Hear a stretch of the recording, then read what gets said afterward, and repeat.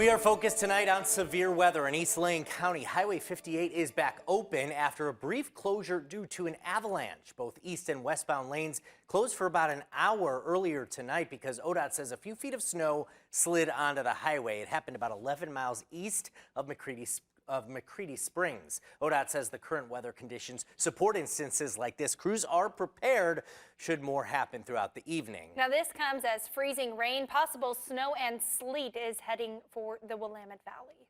We have team coverage tonight. Juliette Smith is standing by after speaking with Eugene officials who explain how they're preparing for the storm heading this way. But first, let's get all the details from Alan Matthews.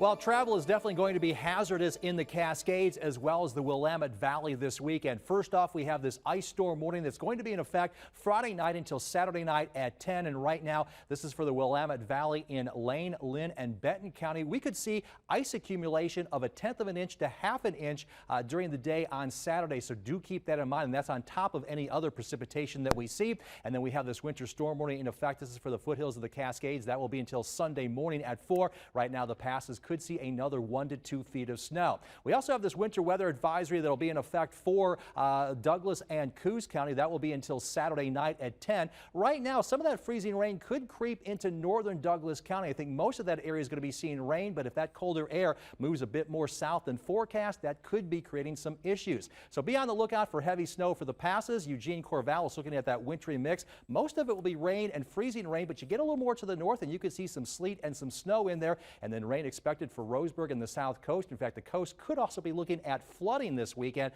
A lot going on with our weather, and we'll break it down in more detail a little bit later on. Thank you, Alan. And as that freezing rain inches closer, staff with the city of Eugene met earlier today to discuss preparations for the storm. KVAL's Juliette Smith is at the Valley River Center after speaking with city planners to get a better idea of how they're taking extra precautions to keep people safe. Juliette? I learned that the city is doing everything that they can to keep the city as safe as possible. Now, I also learned that they will begin de-icing the roads after the ice and snow have already impacted us, and that will be followed by a sand truck.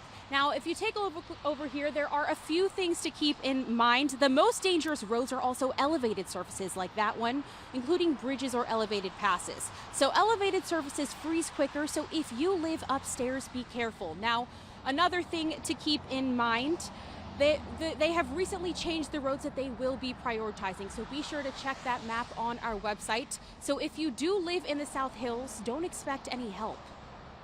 Don't know if we'll be able to get to sanding your area, and we don't tend to do residential neighborhoods anyway.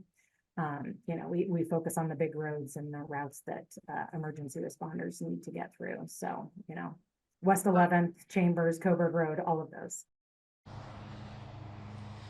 And if you're flying out of the Eugene airport this weekend, the assistant airport manager says they are well aware of the weather on the way. They confirmed there are plans for airlines to de-ice planes before takeoff, and preparations are underway to prevent delays or cancellations. But as always, if you have a flight, be sure to check the airport's website. Now, officials say to prepare to be home for a couple days. The Oregon Health Authority shares suggestions on how to best prepare for this storm. First, keep your pets indoors, unplug your hoses, stock up on food and medication.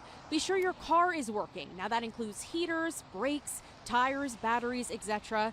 And stay up to date on weather conditions on your phone. You can check social media or our website for the latest updates. Again, we have the map that indicates the roads that the city of Eugene will be prioritizing and the roads they will not be prioritizing.